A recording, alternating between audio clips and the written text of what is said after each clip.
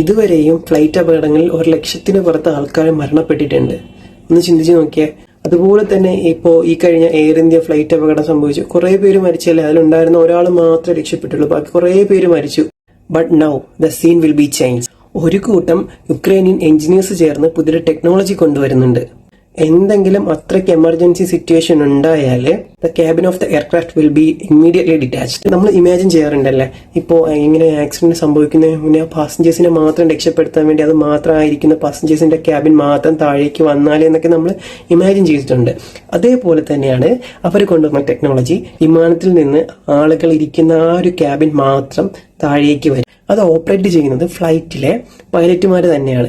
ഇപ്പോൾ പാസഞ്ചേഴ്സിനെ രക്ഷിക്കാൻ പറ്റില്ല, ഇമ്മീഡിയറ്റ് ആയിട്ട് നമുക്ക് താഴെ ഇറക്കാൻ പറ്റില്ല, അല്ലെങ്കിൽ ഫ്യൂവല് കഴിഞ്ഞു, അല്ലെങ്കിൽ അത്രയ്ക്കും പ്രോബ്ലം ആണ്, അത്രയ്ക്കും എമർജൻസി ആണ് എങ്കിൽ ഈ ഇരിക്കുന്ന ക്യാബിനെ മാത്രമായിട്ട് സേഫ് ആയിട്ട് ലാൻഡിലാണെങ്കിലും വാട്ടറിലാണെങ്കിലും നമുക്ക് ലാൻഡ് ചെയ്യിക്കാൻ കഴിയും. ഇതെല്ലാം ഓപ്പറേറ്റ് ചെയ്യുന്ന പൈലറ്റ് തന്നെയാണ്. സേഫ് ആയിട്ട് ലാൻഡ് ചെയ്യാൻ സ്പെഷ്യലി ഡിസൈൻ ചെയ്ത 2 പാരച്യൂട്ടുകൾ ഇവിടെ യൂസ് ചെയ്യുന്നുണ്ട്. അതോടൊപ്പം അതിലുള്ള പാസഞ്ചേഴ്സിനെ സേഫ് ആയിട്ട് നമുക്ക് പുറത്തേക്ക് കൊണ്ടുവരാനും കഴിയുന്നുണ്ട്.